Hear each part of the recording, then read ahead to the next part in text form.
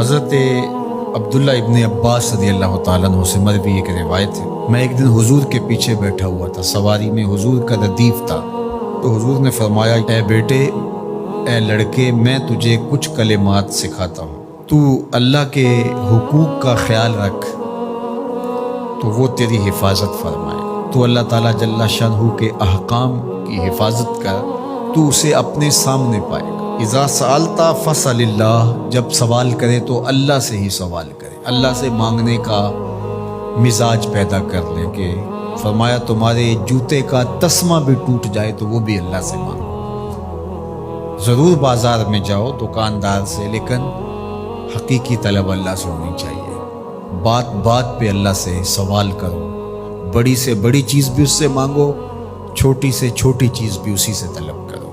ہماری ساری ضرورتوں کا کفیل ہمارا رب، ہمارا مالک ہے۔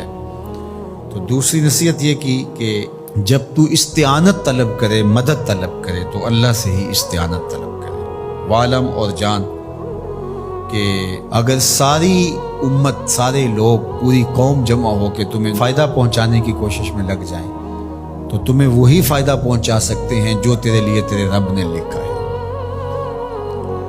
اور فرمایا وَإِنِ اجْتَمَعُوا عَلَىٰ أَن يَضُرُّوكَ بِشَيْءٍ، اور اگر تمہیں نقصان پہنچانے کے درپے ہو جائیں، لَمْ يَضُرُّوكَ إِلَّا بِشَيْءٍ قَدْ كَتَبَهُ اللَّهُ عَلَيْكَ، تو تجھے صرف وہی نقصان پہنچا سکتے ہیں جو اللہ نے تیرے لیے لکھا ہے۔ سارا زمانہ بھی مخالف ہو جائے، تیرا کچھ نہیں بگاڑ سکتا۔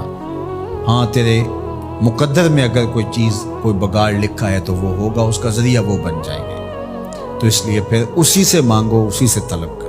رفعت الاقلام وجفت الصحف، جو لکھنا تھا اللہ نے لکھ دیا، لکھنے کے بعد قلم اٹھا لیا گیا اور جن صحیفوں پہ لکھا تھا وہ خشک ہو گئے۔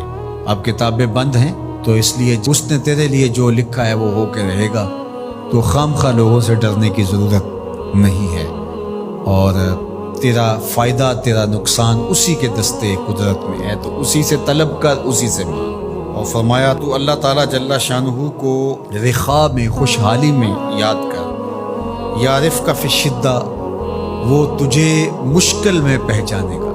یعنی جو شخص خوشحالی کے دور میں اس کے پاس دولت ہے، صحت ہے، تو اللہ تعالیٰ کو فراموش نہیں کرتا، اللہ اس کی بدحالی کے زمانے میں اس کو فراموش نہیں کرتا۔ وعلم، اور جان، ان النصر مع الصبر، کہ جو مدد ہے وہ صبر کے ساتھ آتی ہے۔ وان الفرج مع الکرب، اور کشادگی جو ہے وہ مشکل کے ساتھ آتی ہے۔